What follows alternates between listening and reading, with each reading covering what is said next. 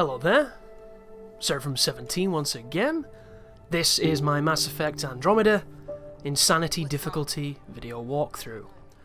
This is the first sequence of the game. It's going to be following the prologue, and we're starting on the Hyperion, which is, I believe, the human arc.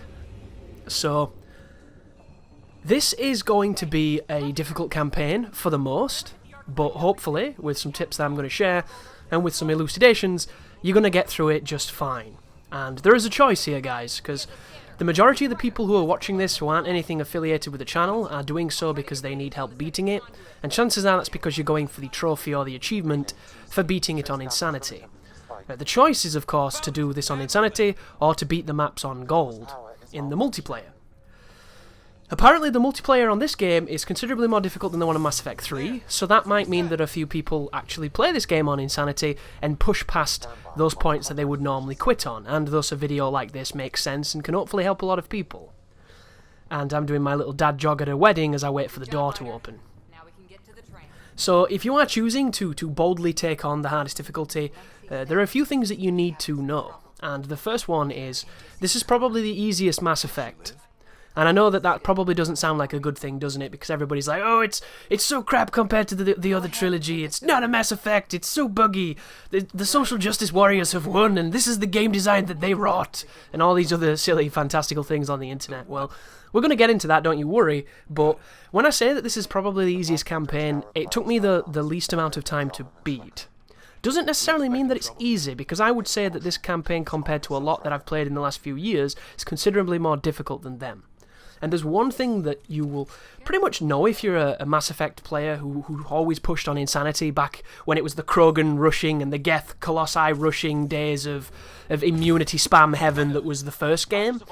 And then, of course, the second game with the Collectors and the dudes that knocked you out of cover and that big floating barrier wanker that wouldn't die. You know, there are moments in these games where it is really difficult and really challenging. And it all depends on how high level you are and how high level your gear is, especially in this game. In those old games, it mattered because it's an RPG above all, but you could use a lot of third-person shooting tricks to get through. In this game, I don't think that counts, and I don't know if I remember any moments like that in the other games on Insanity, because I was kind of prepared for those other games in perhaps a better way than I was for this one. And I'm not too sure why, if I just got lucky, or if this game is just not balanced as well, but I feel like there are certain pivotal moments in gameplay in Andromeda where the game is bullshit unless you come with something that can de-bullshit-fy a situation. And you might be wondering what I mean by this if you've played the game. And it's the Cardinals, or the Ascendants, I don't know what you call them. It's an enemy type who's arguably the hardest in the game. He's the hardest thing out of everything, in my opinion. And he's a dude who spams really predictable magic at you, or biotics, or whatever you want to call it. And he's really easy to dodge. But he has a shield that takes more damage than the bosses in previous Mass Effects took to die. And when you take the shield down, if you don't hit this guy and get a couple hits in and stun him a little bit, he brings it back up instantly.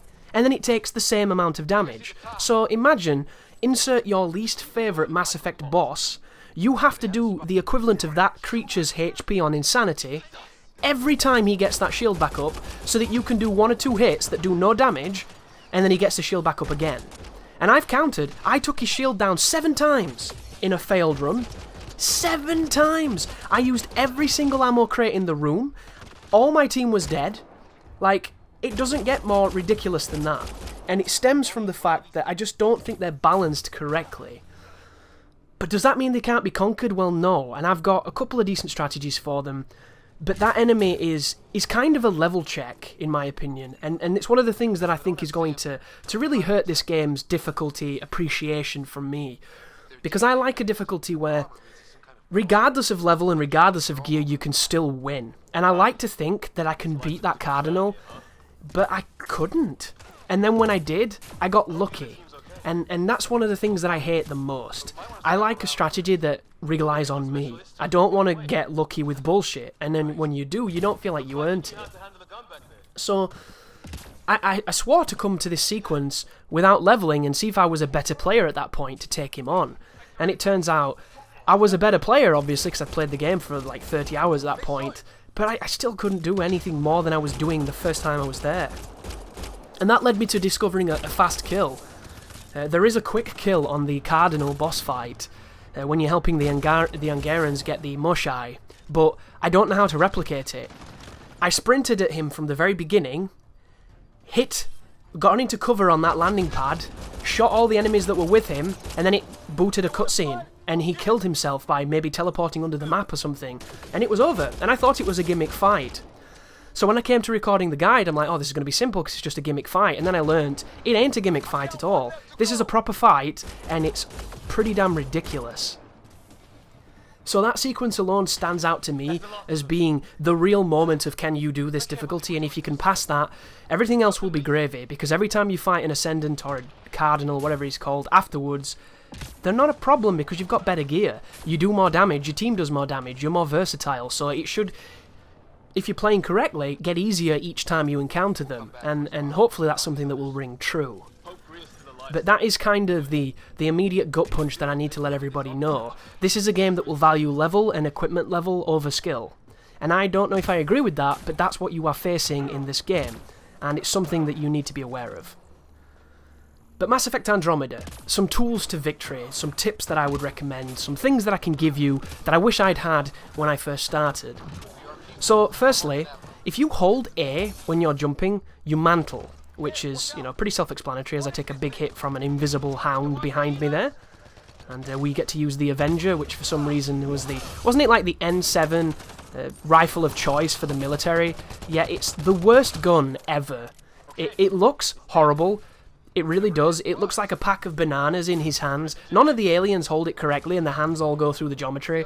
And it just seems to fire piss-weak projectiles. And admittedly, if you get to level 10, it'll probably be much better, but I can't imagine playing the game using this gun. Like, if there's somebody out there who likes the Avenger, God bless you, because I don't.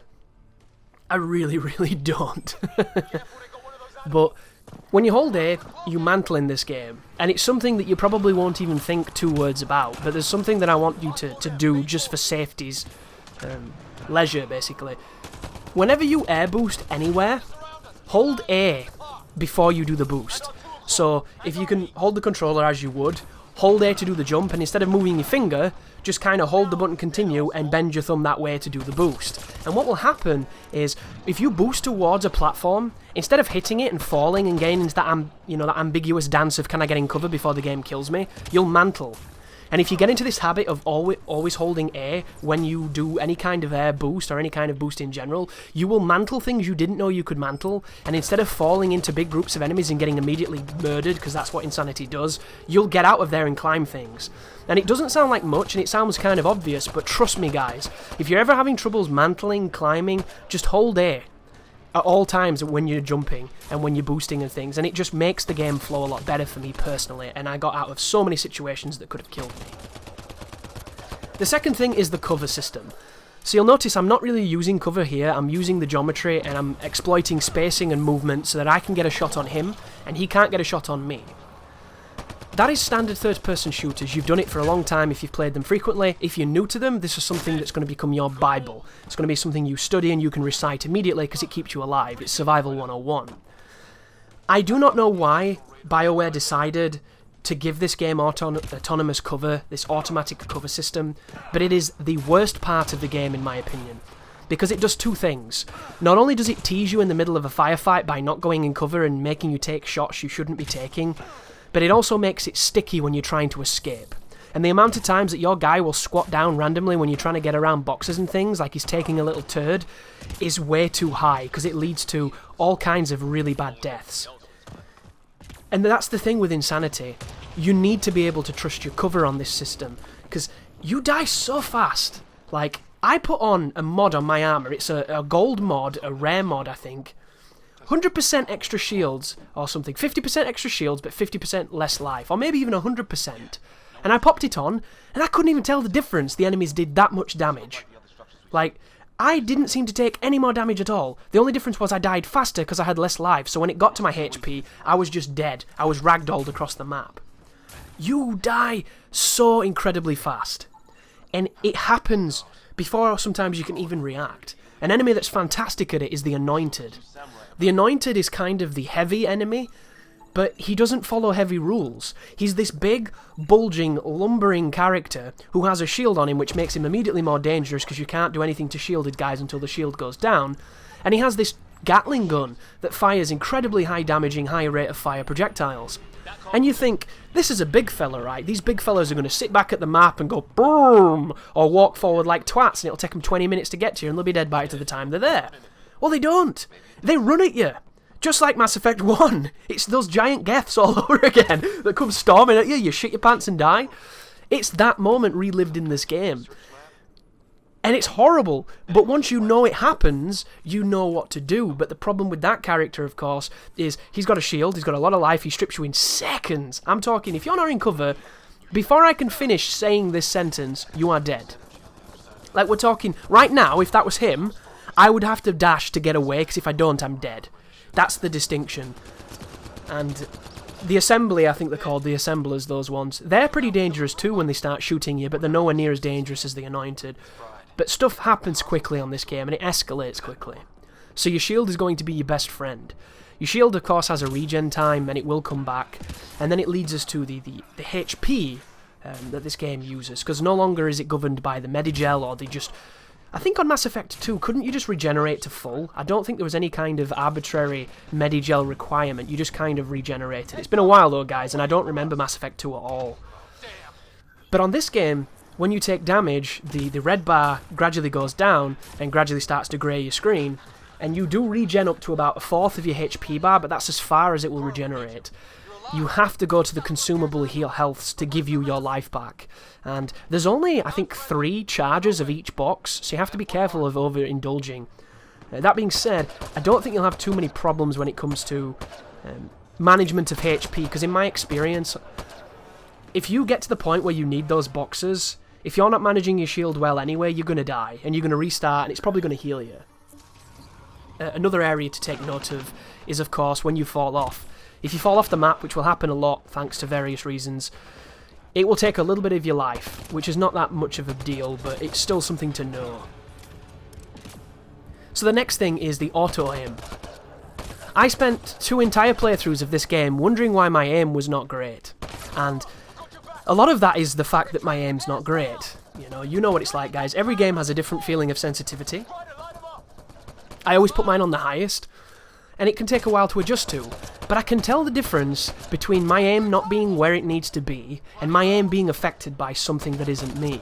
And I felt like I was fighting the aiming in this game every moment I was playing. And don't get me wrong, I kill stuff, I get shit done, and I'm functional as he dies to a grenade after the battle. Good job, random black man I never talked to on the Tempest. But this game doesn't feel like that, guys. This game feels like you're being hindered in some way, and I couldn't tell what it was for the longest time. Because what happens is, I shoot for the head. I always shoot for the head. It's something that I've always kind of done. Because in my mind, if you hit things in the head, they die faster. And in a lot of harder difficulties, ammo is scarce, so you get conditioned to aim for vital points. I've never been much of a torso shooter or a leg shooter. I kind of try to go for the head. Sometimes I can be a little slow on my aim, sometimes it takes longer. A lot of times I'll miss. But it doesn't matter, because I'm aiming for a spot that when I do land, I get a nice crit modifier. And in this game, hitting things in the head or in their weak spot gives you a massive critical modifier. And every enemy has kind of a different one, but for the most, and like the humans and stuff, it's the head. So you want to be aiming for that, and you can tell when you hit it, because the reticle on the screen will give you those orange markers to tell you that you did good damage. It's the same that when enemies die. When an enemy dies, it'll show you a red cross, it'll flicker, and that will tell you that you've killed them. On this, if you hit them and it goes orange with those markers, you hit a crit. Just like then. See me doing the crit? It's a beautiful piece of feedback that the game gives you that many games have done before, and you come to really appreciate, because your brain has been fed information while you play that's telling you exactly what's happening without words. It's a communications and a language to itself, and it's beautiful design, and I enjoy it a lot. I think the old Mass Effects had some variant of it, so it's not new, but it's still really, really worth rewarding. So I'm always aiming for the head, and I found there was times where I would move the analog incrementally, and it wouldn't move. And I thought, maybe it's my analogs, being a bit knackered. I'm very hard on controllers, I break them, I'm a big guy, it's what I do. But it's not that, because I know it's not that, because I've been going on Titanfall 2 and running around to try and get my aim back, because I intend to put some more time into that game, because I love it, but I haven't played it for like 2 or 3 months, and it sucks. So I've been going on that to try and get my wall running back and get my aim back and, you know, feel like I can actually play the game before I jump online and run into all the Gen 10 idiots who are probably not very good, they've just got lots of time, whatever. So I know that my stick is fine because it feels fine. So the other thing I'm thinking is, well, maybe the dead zone is not calibrated correctly on this game. Maybe it's been calibrated a bit too harshly, and I'm used to the PlayStation where the dead zones are ridiculous, so you just flit everywhere. It's super fast, super responsive. But it's not that either. The game is fighting my aim. It's magnetizing your aimer to the center mass, so getting those headshots feels like you're always adjusting, over-adjusting, and readjusting. So I go into the menu at the very end of the recording of the walkthrough, like an idiot. I should have done it way sooner. And I think I'll turn it off for the final mission. So I record the entirety of the final mission of the game, which is one of the hardest missions, without auto-aim on, and immediately the shooting feels better to me. It feels like it makes sense again, where, admittedly, do I miss more? Yes, because there's less of that magnetism, but when I hit where I want to hit rather than where the game wants me to hit. So if you're having any issues with the shooting that are even remotely similar to what I've mentioned, turn off auto-aim in the menu and see if it helps, because it just might. It just might. That is a really, really good tip, and hopefully that can help you out. So the next one is going to be some explanation of what this build is right now, because you're probably wondering what I'm doing and why I have the tactical cloak. At the beginning of the game, they give you a perk to choose, and I wanted to pick something different to test out an ability that I've never tried in the game. On my first game, I was a soldier, so I had the ability to do concussive shot, which is hilarious, and I do love that ability, but I didn't want to do that. I know what build I'm going to be. I'm going to be a Sentinel that also uses biotics, and I'm going to be focusing on having explosive radius weapons and a backup shotgun. That's my build. But I don't want to pick something immediately, so I decided to pick something stupid. And I picked the cloak, and I picked it because it said, when you come out of the cloak, you get rewarded with damage. So I was thinking, maybe this is really, really powerful. It might be worth checking out at the beginning to see how it stacks up, because if it's good at the beginning, it'll be really good at the end, right? That's how it works.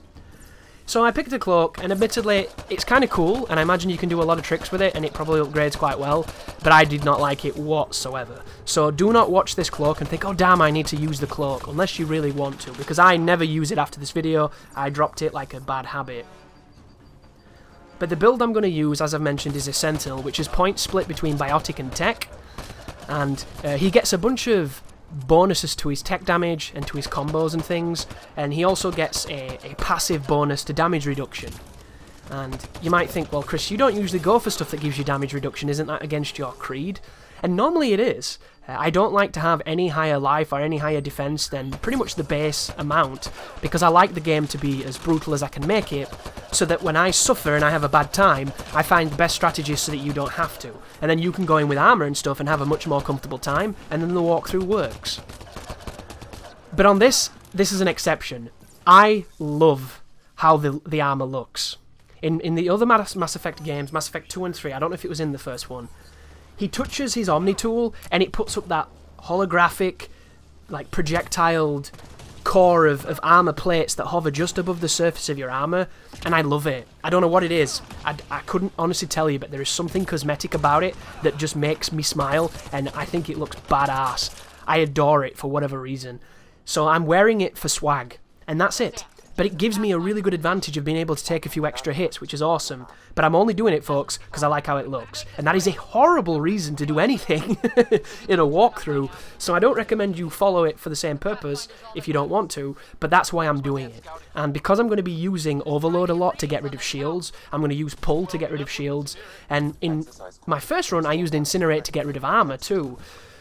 The Sentinel just kind of found me, and it enabled me to wear the armor, so that's the justification behind it. In this run, however, the only creatures that you come across that are armoured are very specific outlaw enemies, the Fiend enemy, and the, what's he called, the Nullifier, this very annoying squiddy armoured wanker that knocks you out of cover. And you only fight maybe 10 in the entire game if you just do the main missions. So I ended up forgetting to upgrade Incinerate, which is not the best idea, because Incinerate's a good tool of damage over time anyway. But I just didn't key into it, so if you're wondering why I'm not using it, it's because I forgot. It's another bad reason, but it's there. So instead what I focus on is, I use Pull, because not only do I spec it to get rid of shields, but it's a great thing for lifting people out of cover so you can execute them with your gun. I love that as a tool. I use biotics on this game, not because they're incredibly powerful like they used to be, even though they do okay, but they're not the powerhouse they once were. but they're really good at just nullifying, for lack of a better word. They just completely pacify any threat that can be hit with it. And of course, if you're new to Mass Effect, you cannot affect people with biotics unless special circumstances, or once you've got past their armor or their shield. If they just have a red HP like this fella, he'll be affected immediately. And the great thing about the any kind of biotic or tech is that it will affect people around them if you do the combos, which are when you combine two of the moves together that trigger these detonations. And if you spec towards those detonations, if you get an enemy group together, you can do incredible amounts of damage for free just by the sheer, organic nature of battle. And it's really good. It's a fantastic complement to all your other tools, and I like it a lot. So, pull will be used to just pacify people, and it'll also be used to get rid of shields, and then I'll detonate it with throw. Throw is kind of the get off me bitch smack when somebody comes close who isn't armoured, and it's also something to, once we get the armour off things like the Destins, the Anointed, the bigger guys who are assholes, we can just pop them away to give us some breathing room, and to get away from their shotguns and miniguns. And then there will be Overload, which is arguably the most useful tool, because you will fight shields way more than you fight anything else. The biotics will deal with anything unshielded, Overload will deal with the shield, so definitely prioritise that one, just have that shield damage. Of course, if you have another spell or another tool that gets rid of shields really well, feel free to do that. There's a ton of moves I've never even tried, and I hear great things, but for my purposes, that's what I'm going to be using. So on top of those, I will also be applying some of the passives that increase the damage of biotics and techs, so I'll be speccing towards a couple of those, but those are just the gravy points. They're not really anything of a priority, but I'm going to pick them because they're useful. And my team, if you're wondering, for the purposes of this walkthrough, is going to be Drac, and it's going to be PB. Drac is of course going to be my tank. He's the guy who's very hard to kill. He gets stuck in there, he distracts people. He has Incinerate, so I can do combos off of that. He's just generally a survivor, and I've got a soft spot for Krogans, because they're just... I walked around this entire game at the end of every conversation going, Shepard, for no reason other than because I love Mass Effect 1. And that's the main reason I have a Krogan, because they're Krogans, guys, how can you not? So I have him as my big guy who takes a big beating, and he's kind of always there on the front lines with me. And then I brought PB because I kind of like her jovialness in the dialogues, but also she has a lot of biotics. So I don't see her using her gun too much, because she carries like a revolver, but I don't see her using it all that. It's the biotics, really. She can pull, I think she can use Singularity, things like that. It's things that complement what I'm going to be throwing, and I'm going to be throwing a lot of things. And I also found that she seemed to stay alive a lot better than Jarl did, because Jarl's another character that I really resonated with, so I used him quite a lot, because he's new, basically, and he's interesting. I like his voice. So, those are the ones I'll be flitting between. I will always focus on giving them HP and shields over damage, because the AI is not very good at killing things. They can, and they can be great, but for the most, they're not going to be the killers. You're the killer. But if you can make them survive, and you can give them chances to survive, they give you breathing room, and that's what it's all about. They're just big distractions that occasionally come through and get a nice clutch victory. And that's what you want to do, in my opinion. Beef them up so that they can take a bigger beating, because the moment both of them die, everything's coming to you. And on this game, all the enemies rush. So now that I've talked about the build, let's talk about some enemies, shall we? Before I do that, do you notice how I'm scanning quite a lot? I bring my scan up just to check things. You might be wondering why I'm doing this, and I did as well. On my first playthrough, I don't know if it's because I was too busy reading stream chat or I was just distracted, because whenever you play a game and you're streaming it and you're talking, I find it so easy to miss details, miss tooltips, miss all kinds of hints the game gives you, because I'm too busy thinking about what I'm saying and interacting with the chat and everything, and it's one of those things where my brain doesn't do that very well. It might sound like I'm good at it, but the game suffers always, which is why I don't do live recordings of walkthroughs, because I can't focus correctly.